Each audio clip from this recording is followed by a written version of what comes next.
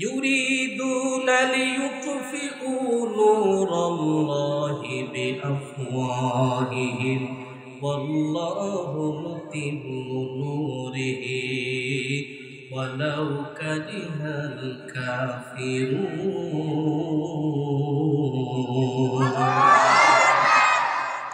আল্লাহ রাব্বুল আলামিন বলেন, এই জমিনে কিছু ফিতনা ফাসাদ সৃষ্টিকারী কাফের মুশরিকের আর বেঈমানেরা জমিনে আল্লাহ রাব্বুল আলামিন যেই পৃথিবীতে নূর পাঠিয়েছেন, কোরআন পাঠিয়েছেন, যে রব্বুল আলামিন আসমানি ইলম পাঠিয়েছেন, ওহী পাঠিয়েছেন, আসমানি ইলমকে ধূলিসাৎ করে দেওয়ার জন্য কোরআনের এই প্রতিষ্ঠাকে, কোরআনের এই বিধানগুলোকে দুনিয়াতে থামিয়ে দেওয়ার জন্য ইহুদি খ্রিস্টানরা হাজার হাজার কোটি কোটি বার চক্রান্ত করেছে। আল্লাহ রাব্বুল আলামিন যেটি জানিয়ে দিয়েছেন, এই জমিনে কাফেরা সব সময় চেয়েছে আল্লাহর বিধানকে কখন কিভাবে করে থামিয়ে দেওয়া যায়, বন্ধ করে দেওয়া যায়। আল্লাহ রাব্বুল আলামিন বলেন, এই পৃথিবীতে আমি আল্লাহ নূর জ্বালিয়েছি, নূর চমকিয়েছি। এই নূর নামক আলোকে থামিয়ে দেওয়ার, বন্ধ করে দেওয়ার পৃথিবীর কোনো শক্তি, মহাশক্তি, কোনো ক্ষমতা ধরের নাই। আওয়াজ দিয়ে বলতে হবে কথা ঠিক কিনা? আল্লাহ রাব্বুল আলামিন বলেন, ইউরিদুনা, তারা চায়, ওই কাফেরেরা চায়, লিয়ুতফিউ নূরাল্লাহি বিআফওয়াহিহিম, আল্লাহর নূরকে ফুৎকার দিয়ে, একটা ফু দিয়ে উড়িয়ে দিতে চায়, আল্লাহর নূরকে থামিয়ে দিতে চায়, বন্ধ করে দিতে চায়। আল্লাহ রাব্বুল আলামিন বলেন, আল্লাহু মুতিম্মু নূরিহি, অবশ্যই নিশ্চয়ই নিশ্চয়ই আল্লাহ তাআলা তার নূরকে, তার আলোকে, তার এই প্রজ্বলিত জ্যোতির্মালাকে অবশ্যই পূর্ণাঙ্গ রূপে জ্বালিয়ে রাখবেন, পরিপূর্ণ রূপে জ্বালিয়ে রাখবেন। এই নূরকে থামানোর মতো কোনো অবকাশ পৃথিবীর কোনো মানুষের নাই। নূরকে থামানোর মতো কোনো যোগ্যতা, কোনো ধরনের শক্তি এই পৃথিবীর কোনো পরাশক্তির নাই। জোরে করুন সুবহানাল্লাহ।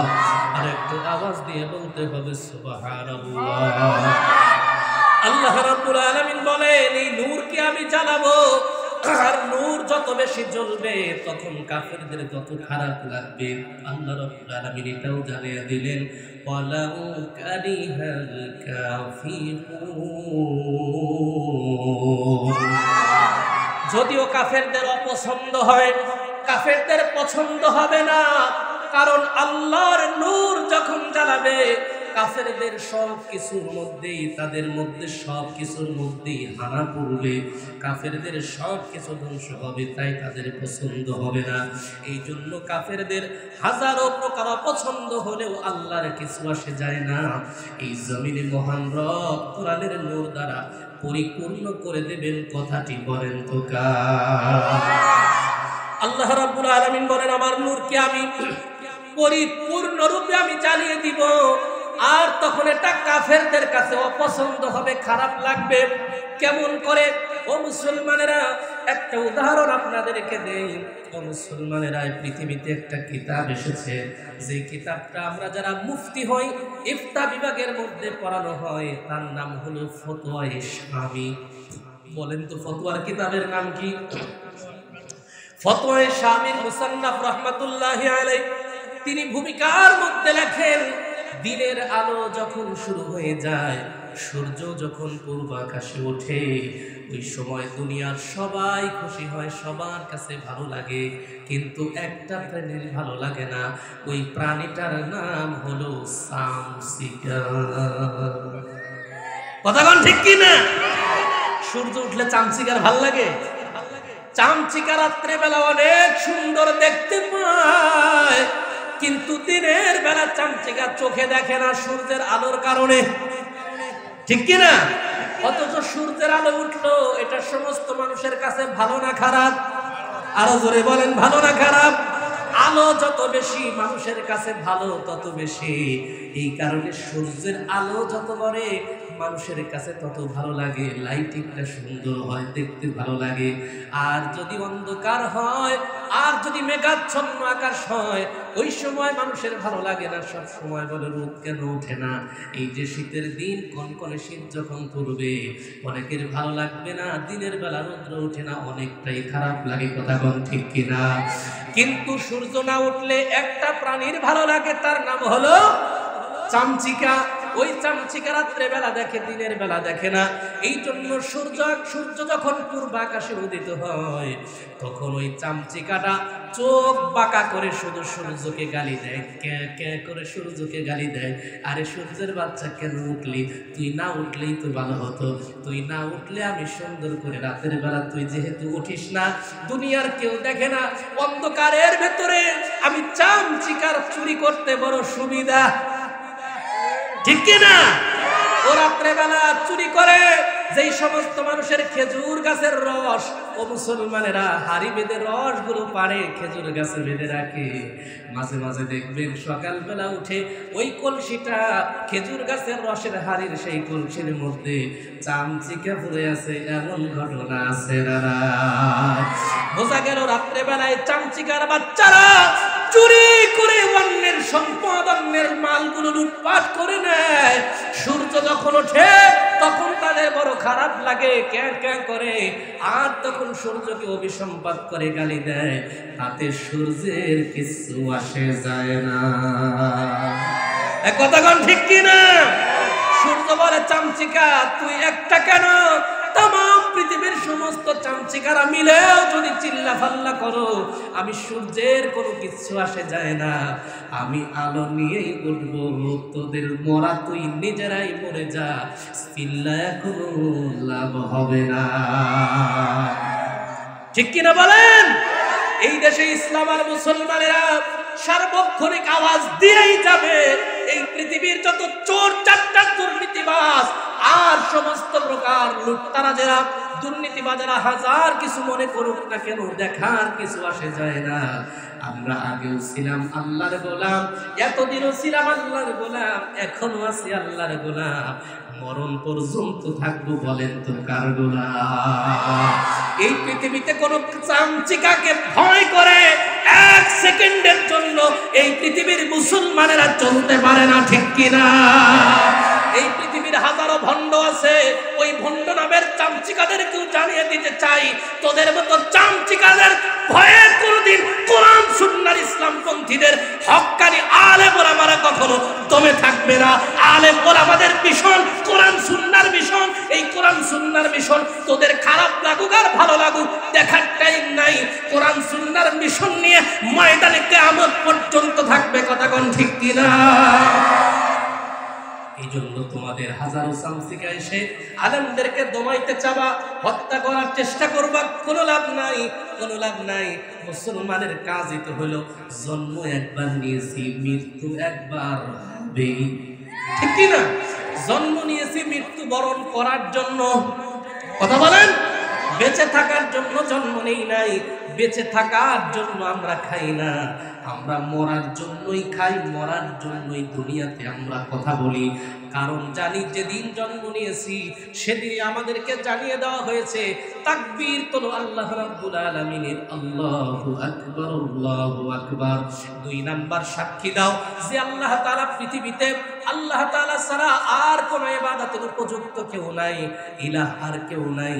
আশহাদু আল্লা ইলাহা ইল্লাল্লাহ। 3 নম্বরে সাক্ষ্য দিয়েছি যেই মালিকের ইবাদত ছাড়া কারো ইবাদত করা যায় না, ওই মালিক পৃথিবীতে একজন নবী পাঠিয়েছেন, তার উপরে বিশ্বাস স্থাপন করো। আশহাদু আন্না মুহাম্মাদার রাসূলুল্লাহ। এরপরে আমাদের কানের মধ্যে ডাক দেওয়া হয়েছে, আল্লাহর বরত্ব প্রকাশ করেছো, আল্লাহ ছাড়া ইলাহ আর মাবুদ পৃথিবীতে কেউ নাই। 3 নাম্বার নবীজি সাল্লাল্লাহু আলাইহি সাল্লাম আল্লাহর প্রেরিত রাসূল। 4 নাম্বার তুমি যদি এইবার কারো ডাকের সাড়া দাও, দুনিয়ার কারো ডাকের সাড়া দেওয়া যাবে না, এইবার তুমি বলো হাইয়া আলাস সালাহ।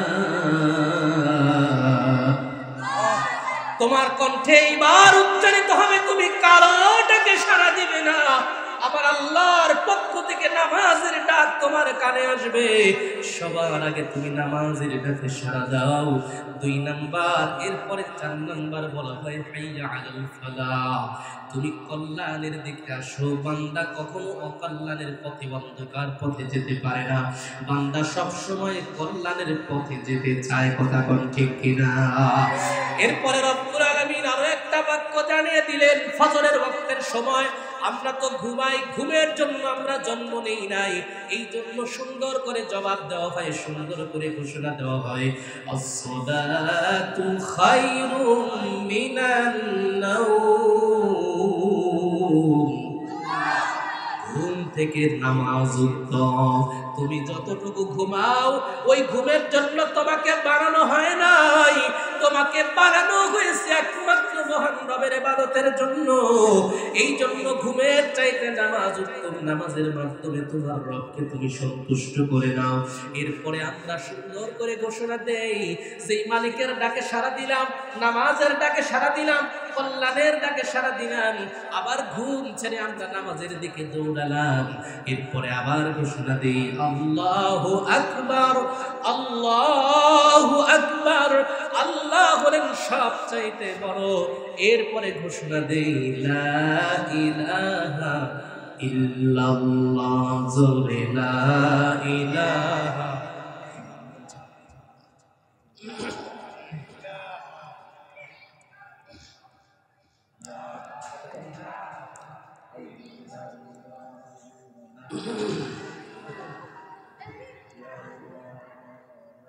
এই জন্য বলেন দেখি, আমরা একমাত্র শুধুমাত্র কার ডাকের জন্য সদা প্রস্তুত থাকি? সেই মালিকের ডাকে সদা প্রস্তুত থাকি, তার ডাকে সাড়া দেওয়ার জন্য। এই জন্য মুসলমান, আমি আপনি যারা মুসলমান আছি, আমার আপনার শীত নাই, আমার আপনার জন্য কোনো গরম আর শীত নাই। যখন ইচ্ছা যেমন পৃথিবী আল্লাহ দান করবে, শীত থাকুক, গরম থাকুক, অথবা উষ্ণ থাকুক, যেমন আবহাওয়া থাকুক, প্রতিটি মুহূর্তে আল্লাহর ডাক যখনই আসবে, আমরা বলেন তো দেখি কার ডাকের সাড়া দিব? অনেক মানুষ আছি সকালবেলা ফজরের সময় ঘুমায় থাকি, আল্লাহকে বৃদ্ধাঙ্গুলি দেখায়, নাউজুবিল্লাহ করেন।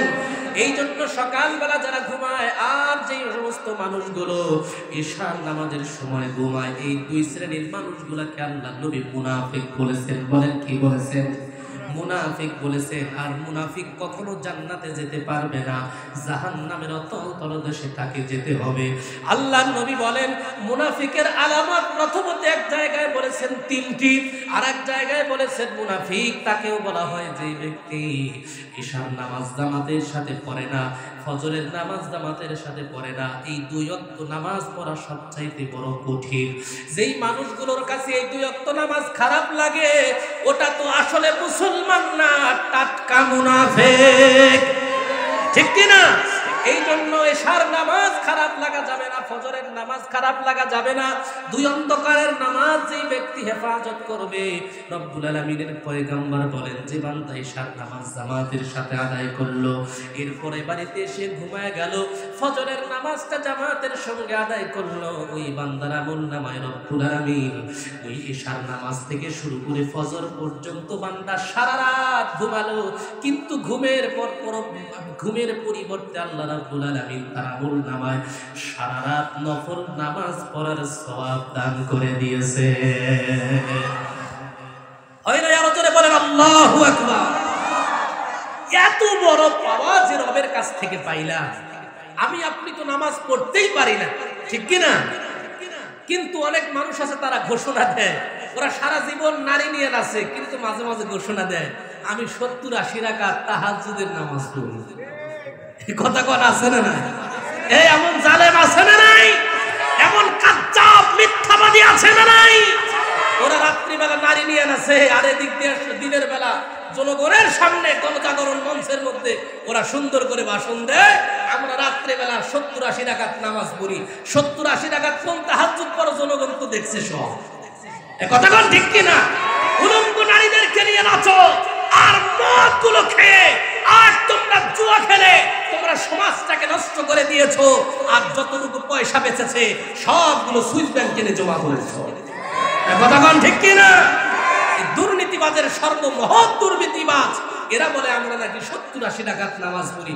আপনাদের মসজিদের ইমাম সাহেব তো বলতে পারবে না যে 70-80 রাকাত তাহাজ্জুদের নামাজ পড়ি। কথা কোন? যারা তাবলীগে যায় মনে করে 3 দিনের জন্য 10 দিনের জন্য এক চিল্লা, জীবন চিল্লা, বছর চিল্লা দিয়ে দেয়, তারাও তো কোনোদিন বলে নাই যে আমরা প্রত্যেক রাতে 70-80 রাকাত নামাজ পড়ি। বলছে নাকি কোনোদিন? হ্যাঁ? তাহলে আল্লাহওয়ালা ইমানদারেরা এই গ্যারান্টি দেয় না। আর মদখোর, গাঞ্জাখোর, জুয়ারু, মুসারু, কাদারু, ফাতারু, মাদারু, এই মাদারিগুলো বলে যে আমরা নাকি 70-80 টাকার নামাজ পড়ি, এ শয়তানও বিশ্বাস করে না। কথা কোন ঠিক কিনা? এই জন্য মুসলমানেরা এশার নামাজ, ফজরের নামাজ জামাতের সাথে পড়া দরকার আছে না নাই? নামাজি ব্যক্তিদের সঙ্গে থাকা দরকার আছে না নাই? এই নামাজি ব্যক্তির মধ্যে দুই শ্রেণীর হবে।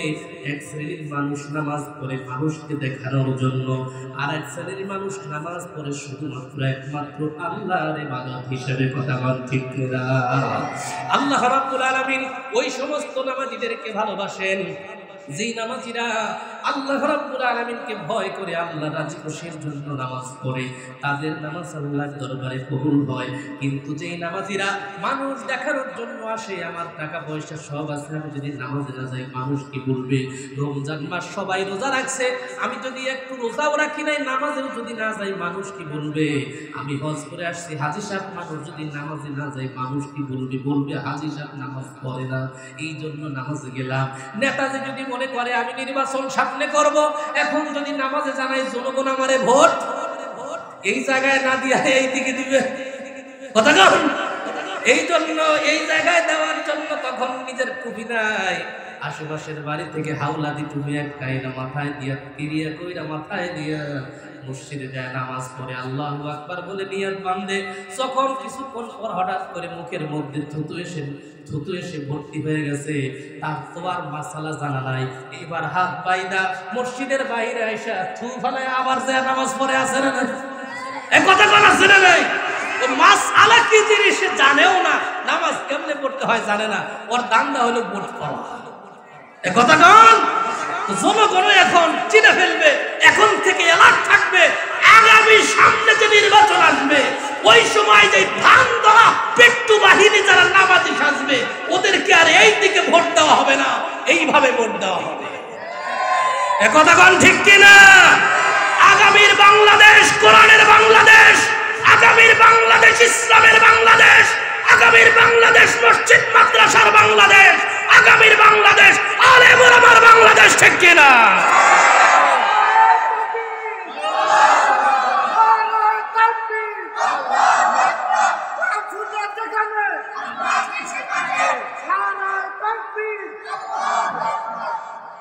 আমার ভাইয়েরা, এই জন্য আল্লাহ রাব্বুল আলামিন নামাজের গুরুত্ব বারবার করে কোরআনুল কারীমে তুলে ধরেছেন। আল্লাহ রাব্বুল আলামিন বলেন, আকিমিস সালাহ, তোমরা নামাজ কায়েম করো। বিভিন্ন জায়গায় বলেছে আকিমুস সালাতা ওয়া আতুজ যাকাত, নামাজ কায়েম করো। এই কথা আল্লাহ রাব্বুল আলামিন বলেছেন। নামাজ কায়েমটা কাকে বলে? নামাজ শুনে নিজে পড়লাম কায়েম হয়ে গেল, এরকম নাকি? এরকম না, নিজে পড়তে হবে, নিজের পরিবারের সন্তানগুলোকে নামাজ পড়াইতে হবে, নিজের স্ত্রীকে নামাজ পড়াইতে হবে। হাদিস শরীফের মধ্যে আসছে, সন্তানকে 7 বছর বয়সে নামাজ পড়ানো শুরু করে দাও। 10 বছর যখন বয়স হয়ে যাবে, সন্তান যদি মসজিদে না যায়, নামাজ না পড়ে, প্রয়োজনে 10 বছর বয়সে সন্তানকে তুমি মারপিট করে হলেও নামাজ পড়াও। কারণ এই দুনিয়ার জমিনে এই ঘোষণা আল্লাহর নবী কেন দিলেন? কারণ হইল, ও দুনিয়ার মানুষেরা, আপনাদের কাছে সন্তানকে বড় বেশি ভালোবাসার পাত্র মনে হয়, তাই তো সকালবেলা সারা রাত্রে আপনার সন্তান ফেসবুক, গুগল আর ইউটিউব চালিয়ে ফজরের আগ মুহূর্তে ঘুমায়া যায়। ওই মুহূর্তে মনে করেন বাচ্চাটা মাত্র ঘুমাইলো, এই মুহূর্তে যদি ডাক দেয় ঘুমের ডিস্টার্ব হবে। এই কারণে ফজরের নামাজের জন্য অনেক বাবা আছে সন্তানকে ডাকে না। আছে না? কার ভালোবাসায়? সন্তানের ভালোবাসায়। বলেন না কার ভালোবাসায়? সন্তানের ভালোবাসায়। সন্তানকে উঠে মসজিদে নিল না, ওই বাবাই দেখবেন হঠাৎ করে যদি বাড়িতে ঘরের মধ্যে আগুন লেগে যায়, আগুন লাগার পরে মাত্র কিন্তু সন্তানটা ঘুমিয়েছে, ইচ্ছা করলে জানে আমি যদি ডাক দেই তার মাথা ব্যথা করবে, কিন্তু তারপরেও ঘরে যখন আগুন লেগেছে সন্তানকে ডাক দিবে কি দিবে না? জোরে বলেন, কেন দিবে? যদি আমার সন্তানকে ডাক না দেই মাথা ব্যথা করবে, ঠিক আছে ডাক দিলে, কিন্তু মাথা ব্যথা করলেও আগুন ধরে তাকে মারতে পারবে না। আর যদি সন্তানকে না ডাক দেই মাথা ব্যথার ভয়ে, তাহলে আগুন লেগে সন্তান চিরতরে পরিষ্কার হয়ে যাবে। ঠিক কিনা? ও দুনিয়ার মুসলমানেরা, আপনার সন্তানের ভালোবাসা মহব্বতে দুনিয়ার আগুন থেকে বাঁচানোর জন্য, হাজারো হাজার বিপদ থেকে আপনি রক্ষা করার জন্য দুনিয়ার সন্তানকে জাগায় দিলেন। এই দুনিয়ার এই সামান্য আগুন, যে আগুনটা মোমবাতির একটা সুতার আগুন, মোমবাতির সুতা হলো এত নরম, এই নরম সুতার আগুন যদি আপনি আপনার হাত দিয়ে নরম সুতার আগুন যদি সহ্য করতে না পারেন, জাহান্নামের আগুন এই দুনিয়ার মোমবাতির আগুনের মতো নাকি? ওটা তো কত কঠিন বিকট জাহান্নামের আগুন। ওই আগুন থেকে যদি বাঁচাতে হয়, সন্তানকে মারপিট করে হলেও মসজিদে সকালবেলা ফজরে নেওয়া দরকার আছে না নাই? যদি না নেন, ভালোবাসেন, আপনার এই ভালোবাসা দিয়া জাহান্নামের আগুনের ভেতরে ঠেলে দেওয়া। দুনিয়ায় মানুষকে যেমন আপনি ডাকনা দিয়া আগুনে ঠেলে দেওয়া, যেমন দুনিয়ায় ফজরের নামাজ না পড়াইয়া সন্তানকে ছেড়ে দেওয়া মানে জাহান্নামের আগুনে ঠেলে দিলেন। কথা কোন ঠিক কিনা? সত্যিকার অর্থে যদি সন্তানকে ভালোবাসেন, আগামী ফজর থেকে নিয়ত করেন নিজেও ফজরের নামাজে হাজির হব, সন্তানকেও ফজরের নামাজে হাজির করব, কারণ সন্তানের মায়া মহব্বত আমার অনেক বেশি। আমি আর আমার সন্তান একসঙ্গে আল্লাহর জান্নাতে যেতে চাই। যারা যারা আল্লাহর জান্নাতে সন্তান স্ত্রী পুত্র সহ যেতে চান, বলেন তো দেখি, তাদেরকে এই জমিনে ফজরের নামাজ অবশ্যই পড়া দরকার আছে না? আল্লাহ রাব্বুল আলামিন এই কারণে চমৎকার করে আমাদেরকে জানিয়েছেন, নামাজগুলো তোমরা সঠিকভাবে আদায় করো। কিন্তু আমি আপনি ফজর পড়ি না, যোহর পড়ি না, আসর পড়ি না, মাগরিব পড়ি না, ইশা পড়ি না। অনেকে আছে দৈনিক মুসল্লি, অনেকে আছে মাত্র এক ওয়াক্ত নামাজের মুসল্লি, কোনো মতে মাগরিবটা পড়ে, ঠিক কিনা?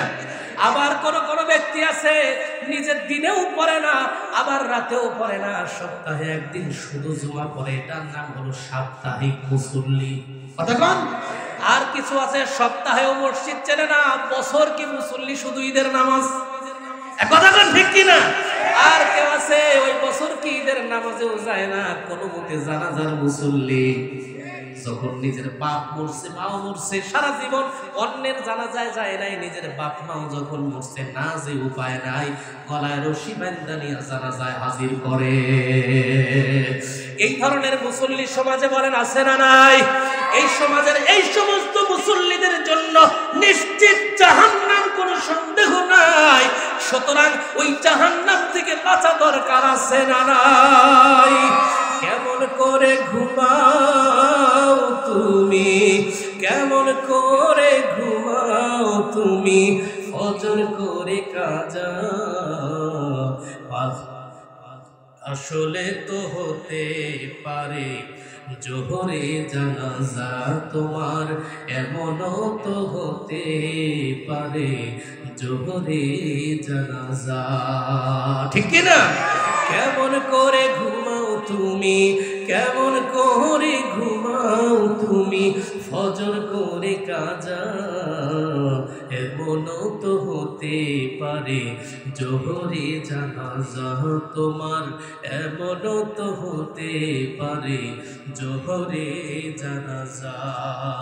মুসলিম হয় না জন্ম নিলেই মুসলমানের ঘরে, কাফের মুমিন তফাতটা হয় সালাতের উপরে, ভাইরে নামাজের উপরে।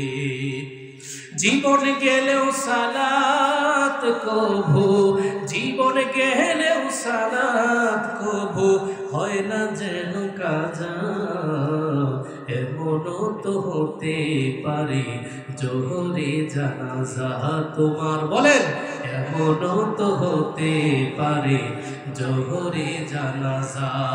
কেমন করে ঘুমাও তুমি, কেমন করে ঘুমাও তুমি, ফজর করে কাজা, এমনও তো হতে পারে জোহরে জানাজা তোমার, এমনও তো হতে পারে।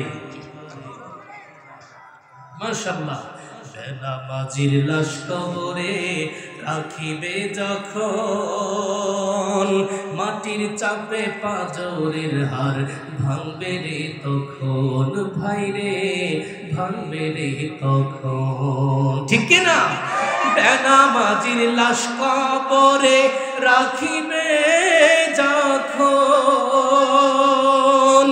মাটির চাপে পাজরের হার ভাঙবে রে তখন ভাই রে ভাঙবে রে তখন বিষাক্ত ওই সাপের ছোবল বিষাক্ত ওই সাপের ছোবল বেনামাজির সাজা এমনও তো হতে পারে জোহরে জানাজা তোমার এমনও তো হতে পারে জোহরে জানাজা কেমন করে ঘুমাও তুমি কেমন করে ঘুমাও তুমি ফজর করে কাজা এমনও তো হতে পারে জোহরে জানাজা বলো এমনও তো হতে পারে জোহরে জানাজা বেনামাজি পাবে না হয় নবীর শাফায়াত দোজখ হবে শেষ ঠিকানা আঘাত আর আঘাত ভাই রে আঘাত আর আঘাত ঠিক না বেনামাজি পাবে না হয় নবীর শাফাআত দোজখ হবে শেষ ঠিকানা আঘাত আর আঘাত ভাই রে আঘাত আর আঘাত হাসর মিজান পুলসিরাতে হাসর মিজান পুলসিরাতে নেই তো কোনো জাযা এমনও তো হতে পারে জোহরে জানাজা তোমার বলেন এমনও তো জোহরে জানাজা কেমন করে ঘুমাও তুমি কেমন করে ঘুমাও তুমি ফজর করে কাজা এমনও তো হতে পারে জোহরে জানাজা তোমার এমনও তো হতে পারে জোহরে জানাজা লিল্লাহি তাকবীর তাহলে বোঝা গেল নামাজের বিকল্প মুসলমানের জন্য আর কোনো অবকাশ নাই অবশ্যই প্রতিদিন 5 ওয়াক্ত নামাজ মুসলমানের রাখতে ধরা রাখবে আর এই নামাজের মাধ্যমে শিক্ষা নিতে হবে আমি যখন নামাজে দাঁড়ালাম তখন একজন ইমাম নিযুক্ত করলাম ওই ইমামকে নামাজের ইবাদতের মধ্যে একজন ইমাম বানালাম আমার আপনারও এমন একজন ইমাম বানানো দরকার যে ইমামের পিছনে আমরা ইফতাদাইতু বিহাজাল ইমাম বলে পিছনে নামাজ পড়ব তাহলে যে ইমাম মসজিদের নিযুক্ত করি এই ইমামকে আমরা যাচাই বাছাই করে ভালো ইমাম নিয়োগ দিই কি দেই না দুনিয়ার জমিনে যদি মসজিদের একজন ইমামকে ভালো ইমাম নিয়োগ দেই হাজার হাজার বার যাচাই করি বাছাই করি তাহলে আমার আপনার সমাজের যিনি মেম্বার বানাবেন চেয়ারম্যান বানাবেন একজন এমপি বানাবেন একজন মন্ত্রী বানাবেন একজন রাষ্ট্রনায়ক বানাবেন সেও তো আপনার সমাজের ইমাম আপনার দেশের ইমাম ওই ইমামকেও হাজার বার যাচাই বাছাই করা দরকার আছে না নামাজ আপনাকে শিক্ষা দেয় শুধুমাত্র ইমাম বানালেই হবে না চরিত্রবান ভালো ইমাম বানাতে হবে ঠিক কিনা এই জন্য আগামীর বাংলাদেশে নামাজ থেকে শিক্ষা নিয়ে আমরা এই দেশের একজন ইমাম বানাবো যে ইমামকে আমরা এমন ইমাম বানাবো যে ইমাম চরিত্রবান যে ইমাম কোরআনওয়ালা কোরআন সুন্নাহর পথে চলে নিজেও চলে লোককেও চালায় এরকম একজন কোরআনওয়ালা ইমাম বানানো দরকার আছে না এখন আপনার মসজিদের ইমাম সাহেব ইমাম বানায় দিলেন সে যদি যায় আল্লাহর কোরআন না পড়ে সে যদি গীতা পাঠ করে আপনার ইমামতি তাকে আপনার মসজিদে ইমামতিতে রাখবেন নাকি জোরে বলেন সে যদি নিজের ছোটবেলায় পড়া ছন্দ কবিতা বলে তোমরা বড় হাট্টি মাটিম টিম মাঠে পড়ে ঘোড়ার ডিম মাথায় দুইটা শিং হাট্টি মাটিম এইটা যদি ইমাম সাহেব নামাজে দাঁড়ায় পড়ে 1 সেকেন্ডের জন্য ইমামতি থাকবে নাকি এক কথা কর না কেন আপনার রাষ্ট্রের ইমাম এমন একজন হবে যিনি আল্লাহর কোরআন ছাড়া কোনো দেশ পরিচালনার কোনো দায়িত্ব তিনি কি করবেন না, পালন করবেন না। তিনি যখনই আল্লাহর সংবিধানে ঢুকে যাবেন, দেশের সংবিধানে, সাথে সাথে এই কোরআন পাঠ করা দরকার আছে না নাই? কোরআন বাদ দিয়া দুনিয়ার কোনো হুকুম পেশা লিখিত কোনো সংবিধান যদি সে জায়গায় তুমি কায়েম করো, তাহলে কোন ধরনের দুনিয়ার কোনো মুসলমানেরা মানুষের তৈরি করা সংবিধান সেখানে চলবে না। এবং ইমাম আমাদের বানানো দরকার, যদি শান্তি পেতে চাই দেশের ভেতরে, সেই ইমাম কোরআন দিয়ে শুধুমাত্র সংবিধান কায়েম করবে, এমন ইমাম বানানো দরকার আছে না নাই? এইবার যে ইমামকে আপনি নিয়োগ দিলেন, ইমামও ভালো, নামাজের মধ্যে কোরআনও পড়ে, মাঝে মাঝে ভুল হয় কি হয় না? জোরে বলেন।